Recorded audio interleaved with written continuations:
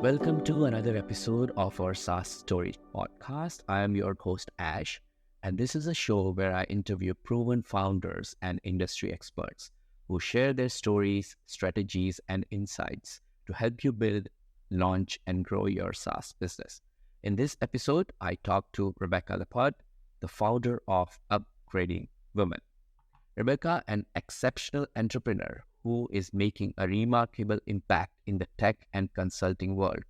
Rebecca is a neurodivergent trailblazer who has transitioned from a high-powered role in a five-star hotel to a dynamic realm of tech and consulting. As the founder of Upgrading Women, a media company focused on empowering women in the tech industry, Rebecca has become a driving force for change. Her dedication to unlocking the voices of underrepresented individuals stems from her own lived experiences.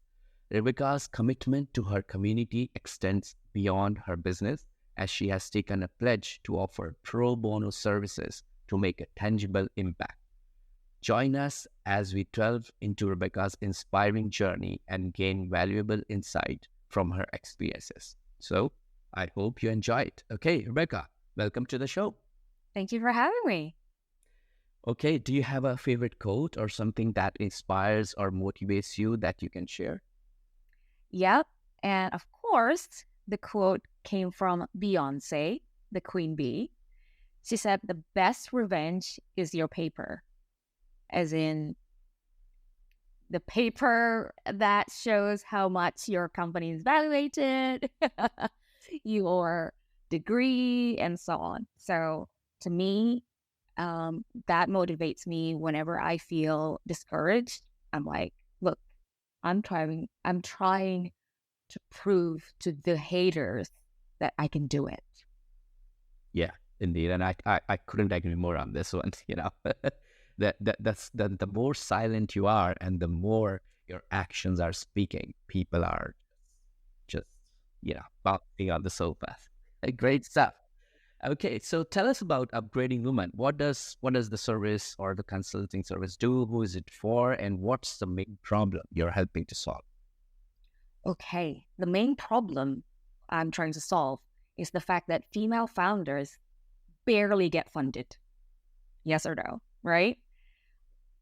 It's less than 10% of venture capital go to female founders, despite the fact that Fortune 500 companies led by female CEO actually provide better turnaround, better profit, despite the fact that female investors also provide or bring better result, despite of everything that is literally in the black and white that women can do the job, if not better. So I saw that the gap in a lot of investment gain is not the capacity or capability, it's in traction. Investors want to see that whatever that you're building has traction, potential viable customers, right? So, and what is better to prove your traction than the perfect brand and content strategy? So that is where I come in. So depending on the needs of these female founders, either they need me as a fractional CMO, or they want me to consult on their pricing strategy, or they want me to build out the entire brand development, and then literally serve done for you content. Like they don't need to lift a finger. All they need to do is every week they go through all the draft and approve the content that I produce. My team actually, not just me, that my team produce for them, and that's it.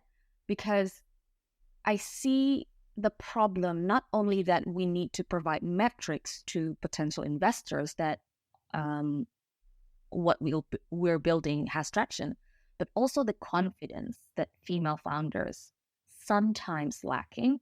Not that they have again, not that they don't have the experience, but centuries of cultural oppression, right? That women has to be meek, women has to conform, women don't speak up unless spoken to, and so on. And the fact that we don't like to toot our own horn is bad for business.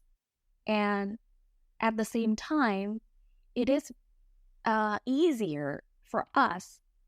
Let's say we have a friend, a girlfriend who's doing so well in her cupcake business. We will be so happy to promote them. Like, hey, why don't you buy Lisa's cupcake? It's so very good. Tooting another woman's horn is easier for us. That's why, again, that's where I come in, because I come in as the content and brand agency and consultant. It's easier for me to like, look, your product is very good. This is how we're going to take it to the market. This is how we are going to highlight all of your services. And this is how you as a founder has to have your own personal brand. We have to put you in the cover of local paper, magazine, and stuff like that.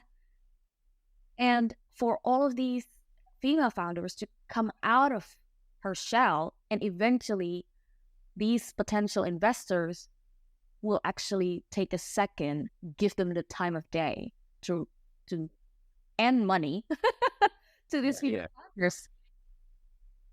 Indeed. So just to reiterate is, you basically empower women who are seeking funding or help with their brand business or services in order to get into primary channel or limelight, basically. Yeah. And I really like the fact that, you have your data straight, you understand why you're doing it. And I want to unwrap that part also. But before we get into that, what I would like is, I want to know you more. I would like to understand, what was your story? Where did you brought up? How did you, came into the consulting business? The origin story? Yes, definitely, because our listeners love to hear founders' stories, their backgrounds, because that's how you connect with them, right? Absolutely. And that is what I do for a living.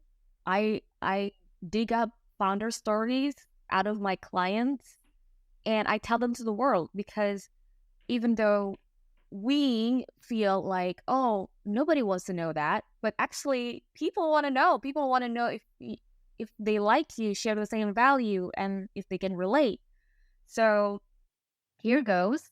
I don't know if listeners can see the video, but I'm not white.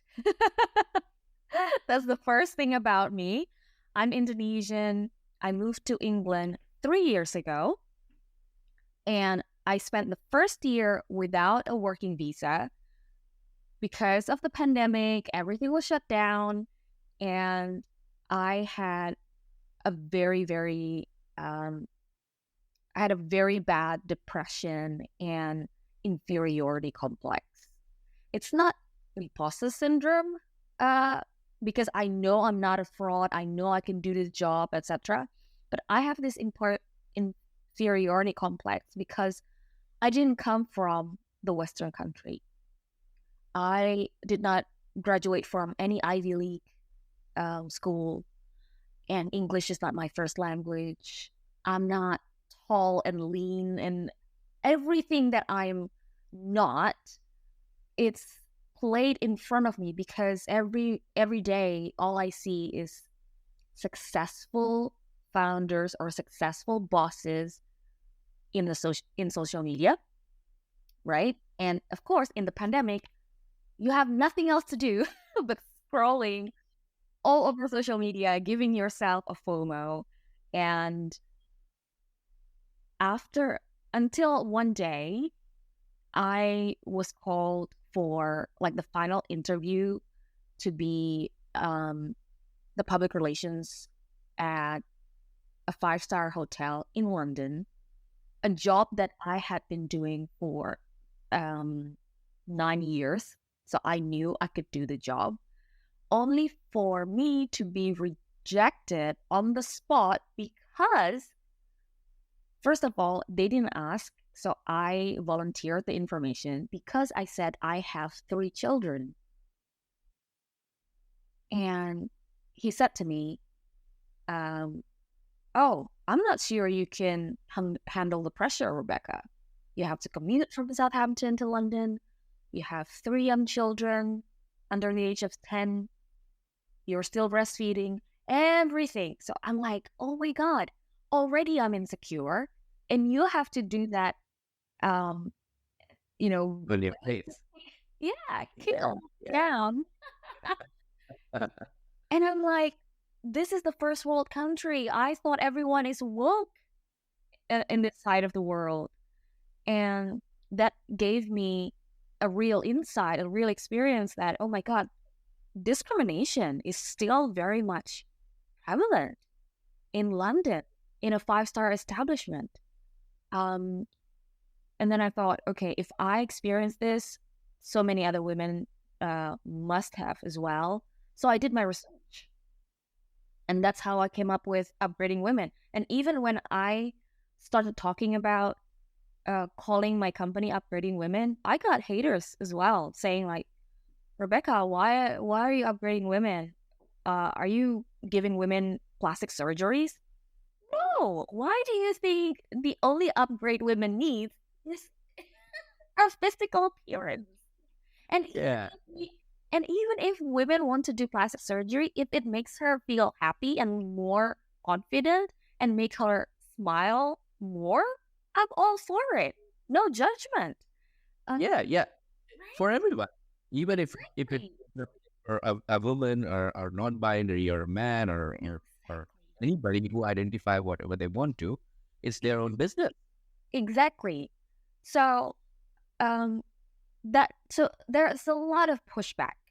And also there's also a question like, Rebecca, why did you put women in the name of your business? You are negating half of the population. I'm like, no, I'm serving half of the population. That's my niche. It's not even a niche because we're more than half of the population, Ash, right? Yeah, definitely. Yeah. Exactly. So it's not even a niche. So people, a lot of people, and this is also why it's interesting in the SaaS game for me in choosing a name. And I'm sure you're familiar, as I have no idea why, so many tech companies have brand names that has nothing to do with what they do. Right? Yeah. It just sounds easy, or you can remember it or something like that. Yes, but if you don't make the connection of what the product does, then it would hurt your brand. I mean, yes, of course, we know that Shell is not selling seafood; it's selling petrol, right? We know that Starbucks is selling coffee. It has nothing to do with the word, but in the game of, because this is my day-to-day job now, to try to take SaaS companies to go to market.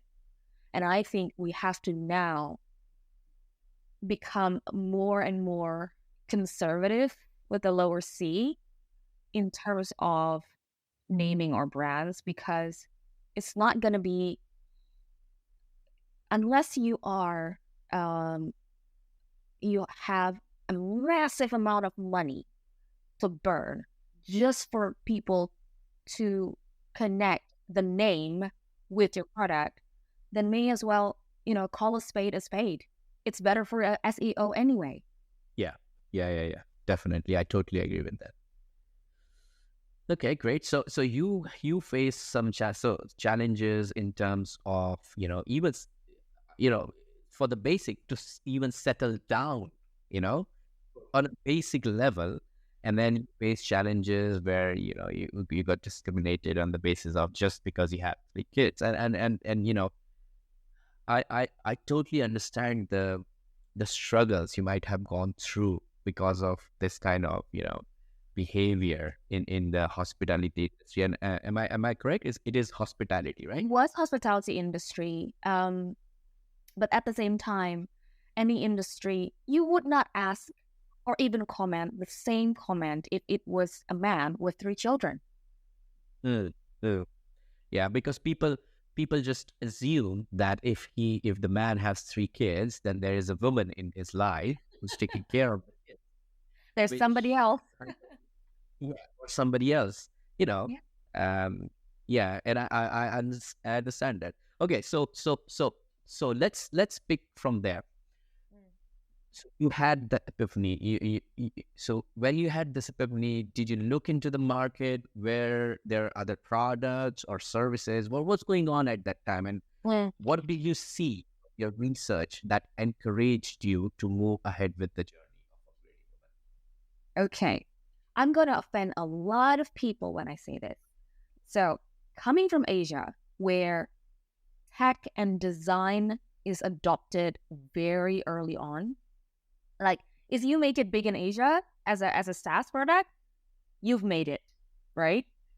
Um, and when I moved to England, again, people, when you hear a British accent, almost automatically by bias, you think, oh, they're smart, they're posh, and whatnot. And when I got here, I saw a lot of businesses in general, not in any particular sector. Their brand look, as in their website, their logos, all of their interface, they look like they haven't graduated from Y2K. They're still in Web 2 era. And these businesses are making a lot of money. These are profitable businesses that I've seen. So it's not that they don't have the funds to hire a designer. Plus, please, there's Canva, right? So for me, if your brand identity is still not at the pace where the market is, there's something missing.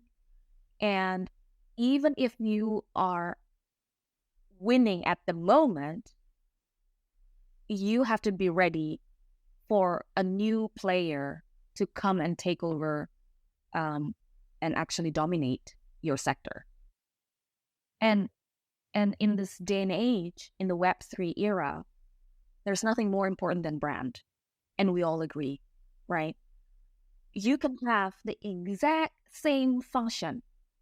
Like you and I, Ash, we use TidyCal, yeah? Instead of Calendly, right? TidyCal has basically the same functionality as Calendly, right? But because Calendly has a bigger brand, bigger partnership with Salesforce, etc., they're charging 10x of what TidyCal is. If that, I'm sure it's more of a lifetime value, right? So investing in brands will give you dividends in hundreds of millions of fold. And I see that people in Europe, especially the UK, are still quite lax, are still quite slacking in their branding game. Not to mention personal brand, whereas people in the US, they are already in their personal branding game since they're teenagers. They have their own brand all over TikTok and everything, right? And so I thought, okay, even though at the beginning I thought I'm inferior because I came from the third world country, but in fact, there is still space for improvement in this area, in this region. So during my research, I told myself, you know what, Rebecca, you still have a chance. You still have a place because you can, what you have to bring to the table, there's still a need. If I go to Silicon Valley today offering what I offer, probably I'm I'm just I would be considered as a cookie cutter. Yeah, yeah. You'll be like a Facebook in the world of TikTok. Yeah. Yeah. Or just like every Tom, Dick, and Harry have their own marketing agency, right?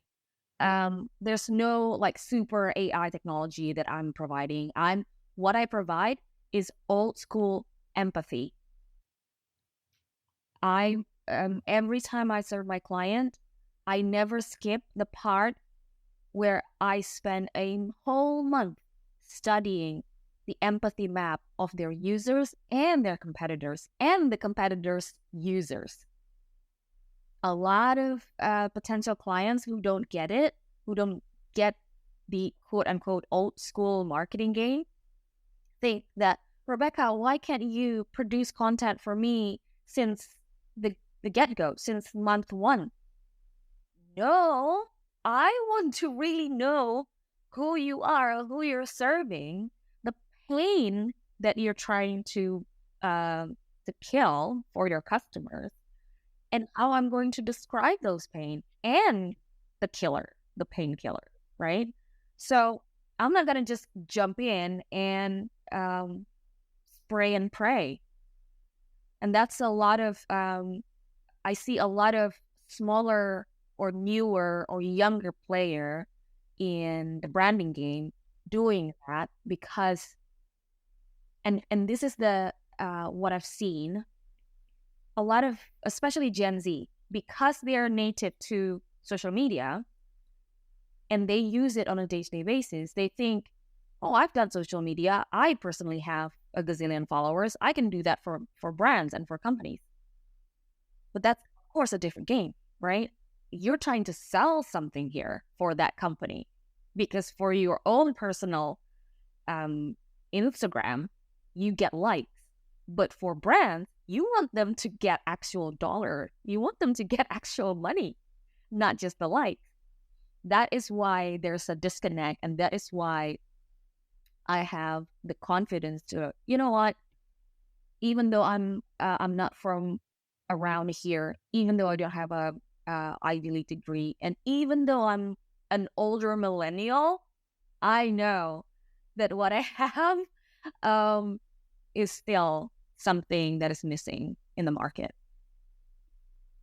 Missing in the market. And I want to, and you mentioned a couple of times about, your team, yeah, and the business model and everything. I want to pick up on that. But before that, what I would like to know is the whole business is bootstrap? Have you taken any investment till date, or how does it operates currently?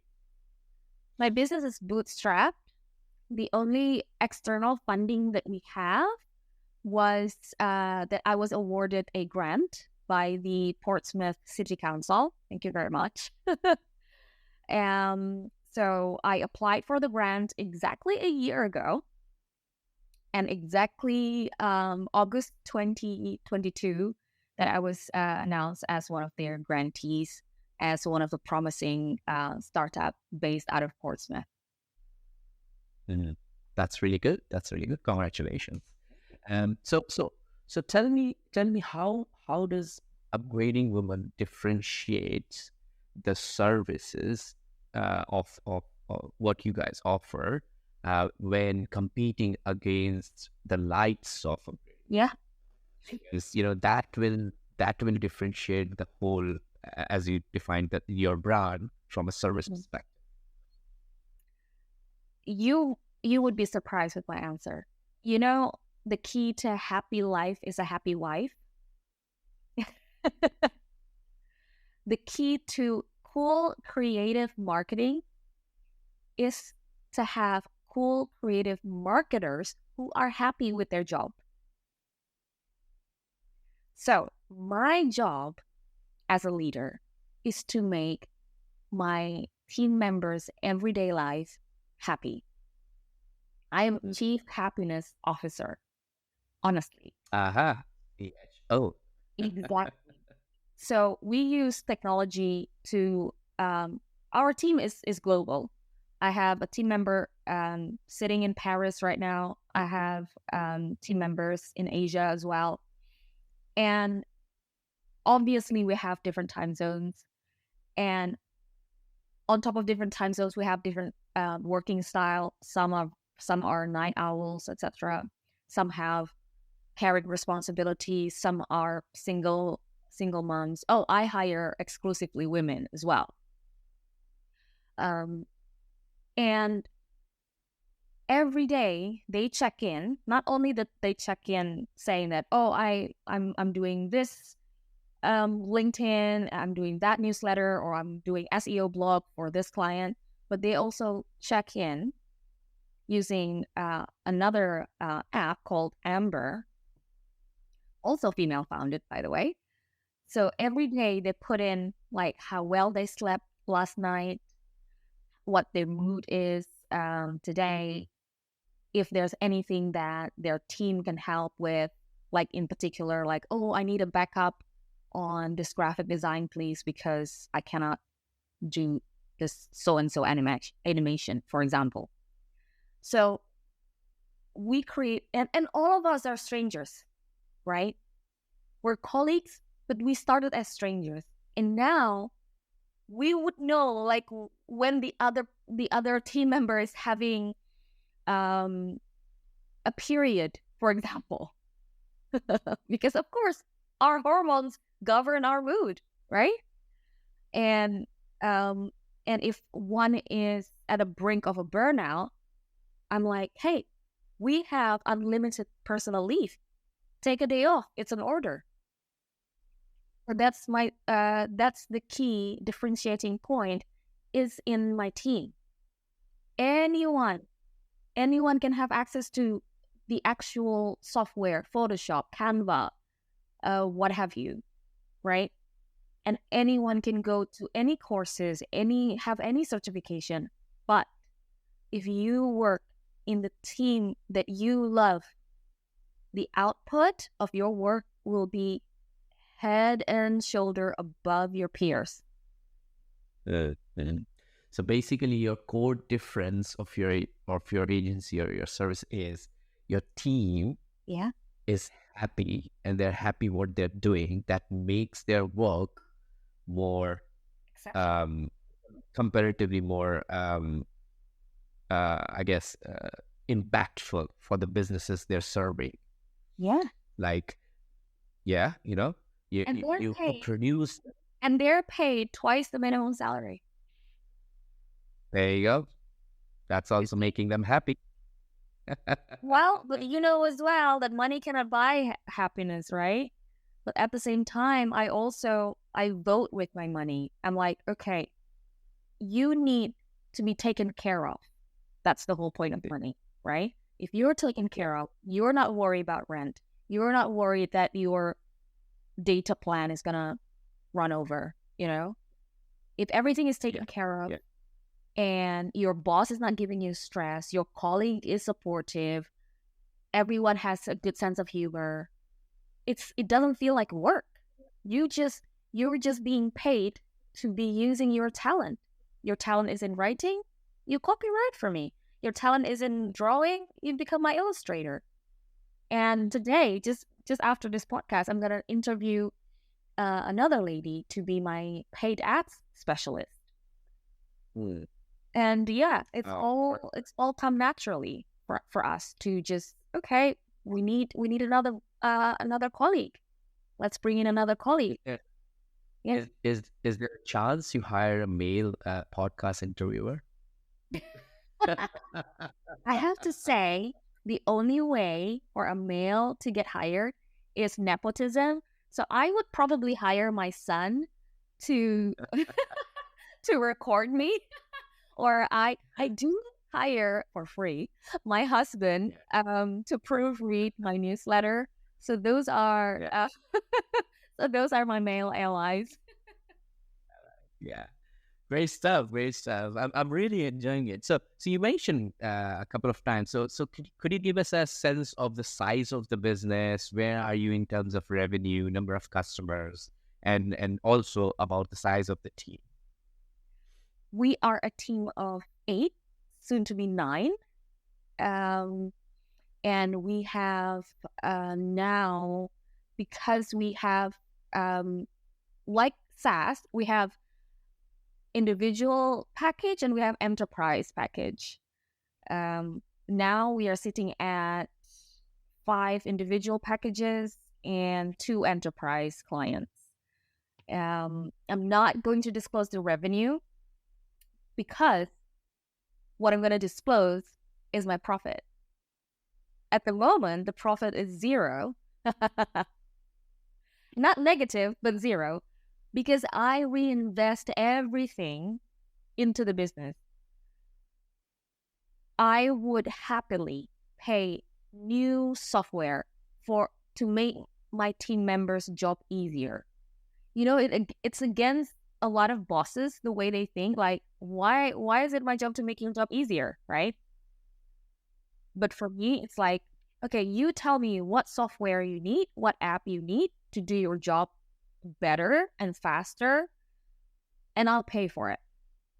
Or, for example, as simple as this, my sales team, she's doing sales for me on LinkedIn. But how can she operate at optimum level if her LinkedIn page is not a premium profile, right? Who's going to pay for it? The company will pay for it.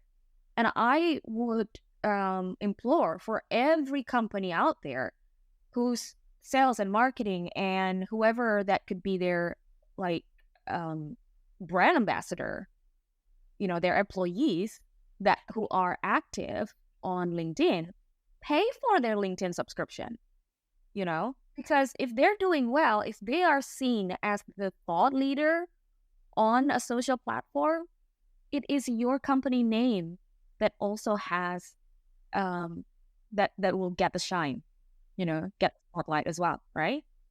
So yeah, I reinvest everything because for me it's a long game. This company is barely a year old. I'm not about to take profit in year 1, year 2. As soon as I get a new client, I onboard a new employee. As soon as I get any leftover in the bank, I enroll coaching for me and my team members. Everything is for a long game. Because if it's a short game, to be honest with you, I would just rather be a freelancer and just have clients and pay me straight into my bank account, right? But no, I want to create jobs for women. And that is why I only hire women, Ash, because men get hired easily. And that I have experienced the other way around. So I want to pay it forward to all the women who have the talent, but nobody believes in them. I'm saying, like, look, talk to me. You don't have to have 5, 6 layers and phases of interviews. Talk to me. I see if you have the grit. I want to see if you have the ambition, the willingness to learn, the willingness to be chill, and be genuinely a nice person. Then you can work for me. I'll pay you a lot better than anyone else would pay you in the country where you live. Yeah, makes sense. And you seem very enthusiastic about the support you provide to the women, and I like it because I don't see many people who are doing it without any interest. And following that, what I would like to ask you is, can you share a specific moment in your entrepreneur journey where you had to anticipate potential challenges and make decisions that would impact the future of your startup? Well, one of the hardest things is when I had to terminate someone from my team. And another one is when I had to terminate a client. Especially when I had to terminate, a client. At the time, they were my only client. That was the only source of revenue we had. But I knew that, as I said earlier, money cannot buy happiness. It cannot cure your mental illness if you're so dejected and depressed working on this particular client, for example. It's not worth it. So yeah, and I had to make that decision, and I secretly was running out of runway as well, and I told my husband, okay, I only have 2 more months of runway. After that, I don't know what I'm going to do. I will have to lay off my team. And of course, because I managed to remove, quote unquote, the cancer, I was happier. I had more bandwidth. And almost immediately, within a month, I got an enterprise client who's paying 3 times of the amount that client that I terminated paid. So yeah, patience and persistence and I guess principle really pay off. Indeed. And I couldn't agree more. Sometimes we just keep taking the, pardon, the shit from our customers. But what we have to do in reality is to make sure if actually this client works for you, because ultimately it's not just about the client, it's also about you because you're working together. And that's what I like about the story, that you made a tough decision and it turned out to be a good one. So yeah, but of course at the time nobody knew. Yeah, exactly. It's all about the risk, right? Yeah. Oh yeah. Oh my God. It's not like at the time I had to choose between client A and client B. No, this was between client A and running out of runway. Yeah, definitely. And as you mentioned about the mental health, you would love to listen to the last podcast I'm about to release with a gentleman who has an app for mental health. So you will see that email. So going forward, then let's talk something delightful. Can you share a delightful customer success story that showcases the value your services? Oh my God. Oh my God. Which one do I choose? Okay, just quick ones because I want to share a few. I helped one clean tech founder raise 32,000 pounds crowdfunding within 3 months by helping her with press coverage, personal branding, all within 3 months work. And I have another one. So now she is using that crowdfunding money to build her prototype because she's building a universal electric vehicle charger so that, drivers with disability can access it too. Fantastic, right? So exactly. And and there's another client story that this is a long game, not just about raising funds or anything, but just a week ago, my client said to me, Rebecca, thanks to your copywriting with our new tagline, now people actually understand what our marketplace does. Because again, the challenge of tech products and tech services is to explain to the world what they do, right? As we discussed earlier. Because a lot of things are new and disruptive. So we have to find a good, effective way to explain what we do and who we help. And that is a challenge in itself. So the fact that my client got a breakthrough just quote unquote, just because of one simple sentence that I wrote. For me, that validates my worth. Like, how can you cannot then, that's why I never charge by the word count. I never charge by the hour. because you can come up with a great slogan in 5 seconds, right? How are you going to charge? Somebody who came up with Nike's, exactly. Somebody who came up with Nike's "Just Do It." Imagine if they were paid by the word count. Yeah.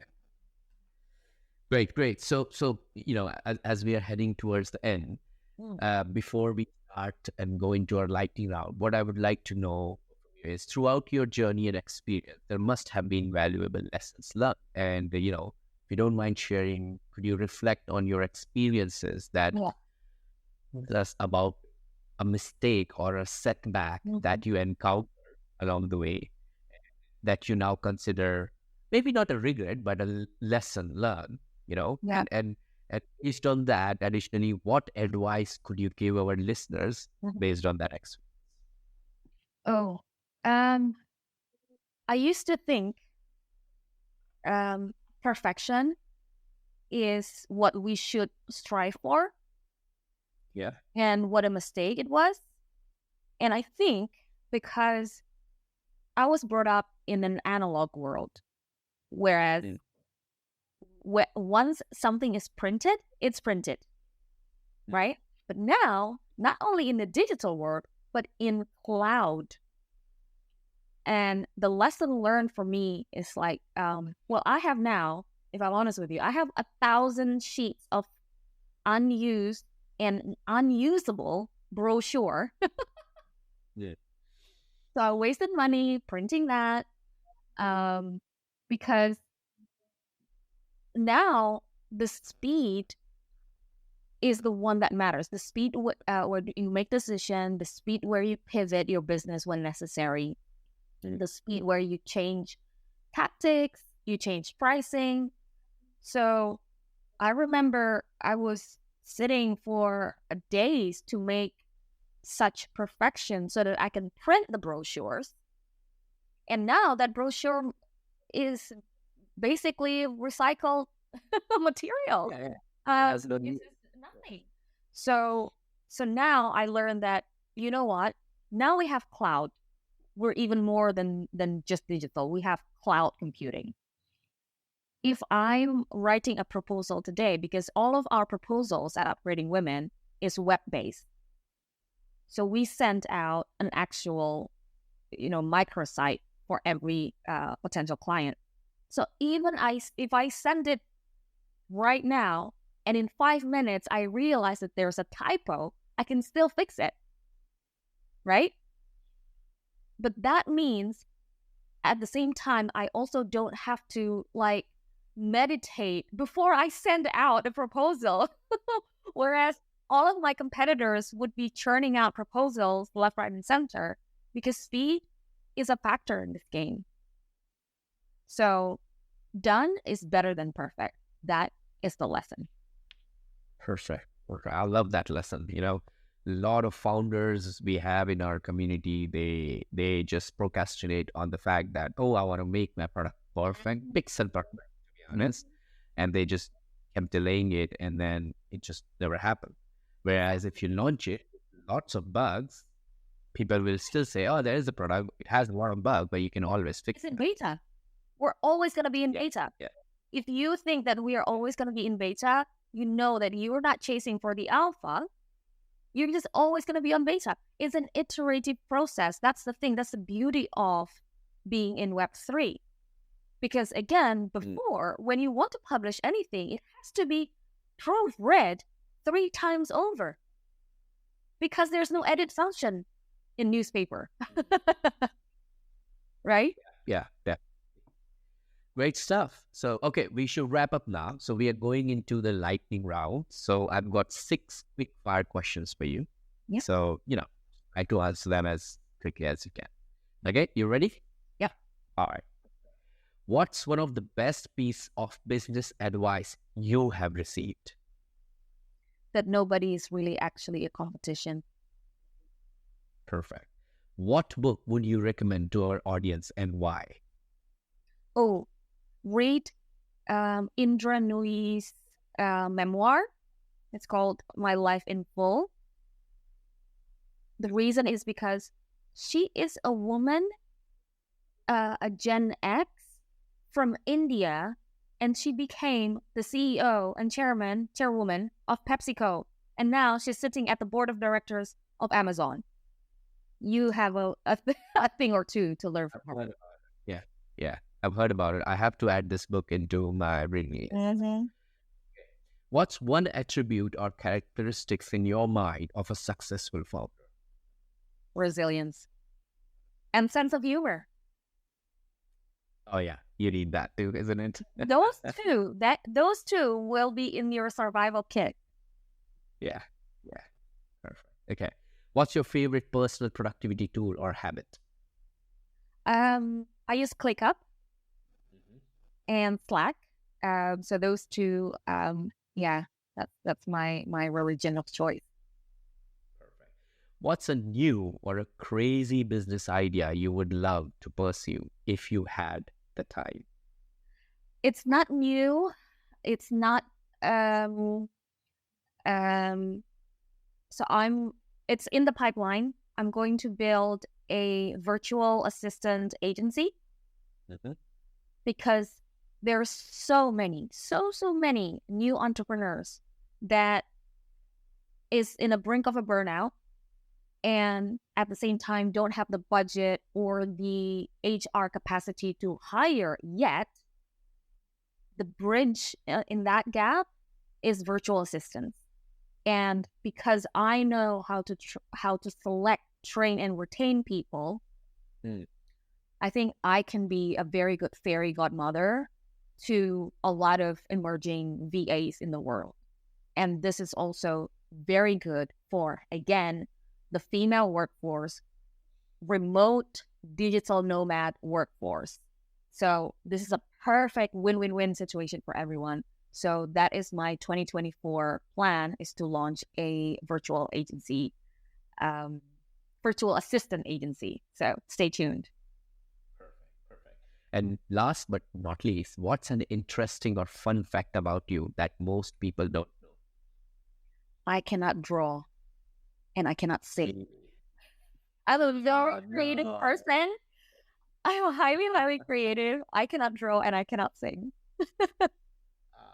I was thinking to invite you for karaoke nights with founders, but there you go. Well, good for a laugh. I have a sense of humor, so yeah, you can invite me as the clown. Yeah, or the stand-up comedian. Exactly. I have a few people already mentioned in the past months. You're already like the fifth person who told me to go on a stand-up comedy. Yeah, that would be my fallback career. Yeah, so thank you so much for joining me and sharing your story and unpacking, last few years of building this business and some of the ups and downs along the way. So if people want to check out Upgrading Women, what's the website where they will find it? It's upgradingwomen.com. But of course, I would suggest for you to just connect with me on LinkedIn, because everything that you were listening just now, I share on a daily basis on LinkedIn, in a lefty, funny way. So imagine if Daily Mail had a sense of humor and and actually left-leaning. That's me. Although I literally laugh at Daily Mail tweets anyways, Oh yeah. even though they're being sarcastic. Oh yeah, absolutely. Absolutely. Thank you for having me. Rebecca, thank you so much for joining us today and sharing your inspiring journey and the impactful work you're doing, through Upgrading Women. It's been an absolute pleasure having you on SaaS Stories podcast. Yeah, pleasure of mine. Thank you all for tuning in to this episode of our SaaS Stories podcast. I hope you found our conversation with Rebecca insightful and inspiring. If you're a founder or industry expert interested in sharing your story on our SaaS podcast, please don't hesitate to reach out. Simply email me at ash@artcircles.com and let's connect for a potential interview opportunity. If you enjoyed this episode, make sure to subscribe to our podcast and stay updated on future interviews with proven founders and industry experts. We have a lineup of incredible guests and valuable insights coming your way. Stay inspired, stay motivated, and keep building.